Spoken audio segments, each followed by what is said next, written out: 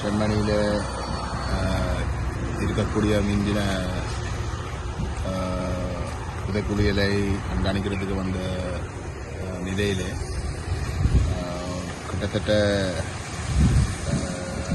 90 உடல்களுக்கு மேலாக நிச்சயமாக கண்டுபிடிக்கப்படும் என்ற கருத்து இங்கே இருக்கக்கூடிய நிபுணர்கள் மட்டுமே இருக்கு. இப்போதைக்கு கிட்டத்தட்ட 89 உடல்கள் முழுமையாக அடையாளப்படுத்தப்பட்டிருக்கிறது. மேலதிகமாகவும் கிட்டத்தட்ட 10 உடல்கள் உறுதிப்படுத்தப்படக்கூடிய நிலையிலே இருக்கு. ஆனால் அது முழுமையாக மீட்டெடுக்கவில்லை. இந்த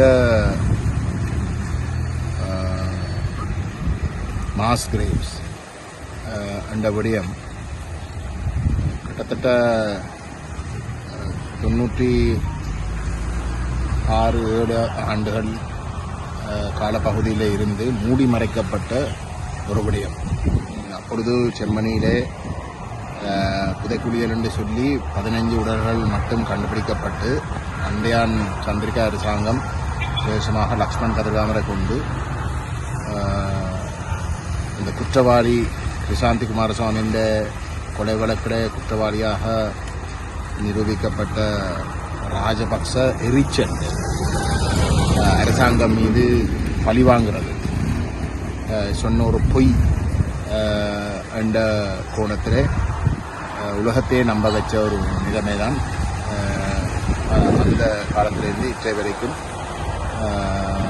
இருந்தது.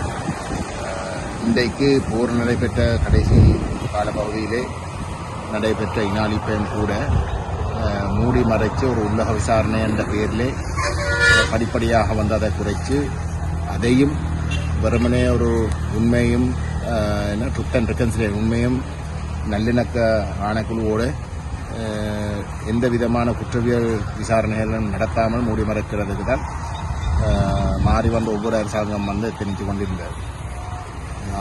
அந்த போர் நடைபெற்ற காலப்பகுதி கடைசி கட்டங்கள் போதாதென்று பாதிக்கப்பட்ட மக்கள் சொல்லியிருந்தும் கூட அதை இதையும் ஏற்காமல் முற்றுமுழுதாக மூடி மறைக்கிறதுக்குரிய ஒரு முயற்சியில் சர்வதேச சமூகம் சேர்ந்து செய்திருக்கிறதுக்கு இந்த ஒரு சூழலினால் இந்த செம்மணி கண்டுபிடிக்கப்பட்டது. ஆகவே எங்களை பொறுத்தவரை இந்த செம்மணி கண்டுபிடிப்பு 2 விடயங்களுக்கு மிக முக்கியம். ஒன்று, இன அழிப்புக்கு இது ஒரு மிக முக்கியமான ஒரு ஆதாரம். கூட்டாக இனத்தை அழிக்கிற மனோநிலை ஸ்ரீலங்கா அரசுக்கு தொடர்ந்தும் இருந்திருக்கின்றது. அது ஒரு குறிப்பிட்ட ஒரு சம்பவம் மட்டுமில்லை, அது தொடர்ச்சியாக காலங்காலமாக நடைபெற்று கொண்டிருக்கின்றது. அதில் செம்மணி உண்டு, முல்லைத்தீவில் கண்டுபிடிக்கப்பட்ட புதைக்குழியல் உண்டு, மன்னாரில் உண்டு. இதெல்லாம் என்ன காட்டுதுண்டா கூட்டாக அழிக்கிற ஒரு மனோநிலை. அது அப்படிப்பட்ட ஒரு நிலையிலே கால வரையும் கூட இதே போர்க்காலத்திலே கடைசி கட்டங்கள் மட்டும் மட்டுப்படுத்த பார்த்ததும் இன்றைக்கு செம்மணியின் இந்த கண்டுபிடிப்போடு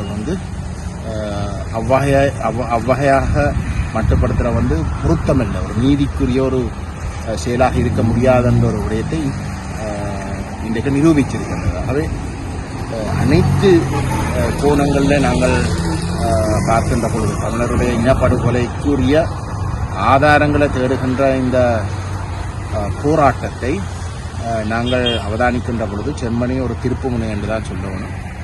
அந்த வகையிலே நாங்கள் உண்மையிலே கிருபாகரன் அவர்களுக்கும் நன்றி சொல்லணும். அதனால் அவர் இந்த விடயத்தை எங்களுக்கு சொன்னது மட்டுமல்ல, அவர்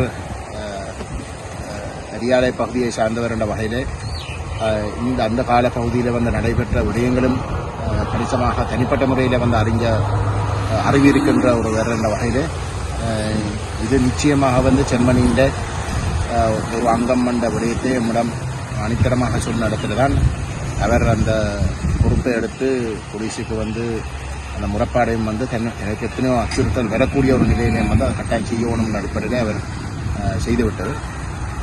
ஆகவே அதனுடைய இன்னொரு பரிமாணமாக நாங்கள் இந்த செம்மணியில் முழுமையான விசாரணையை சர்வதேச மட்டத்திலே செய்வதற்கும் அதை உறுதிப்படுத்துவதற்கும் நாங்கள் எங்களுடைய முயற்சிகளை தீவிரப்படுத்துவோம் என்றுதான் நாங்கள் இந்த இடத்துல வந்து சொல்லக்கூடியது. அந்த முயற்சிகள் போன கிழமை ஞாயிற்றுக்கிழமை நாங்கள்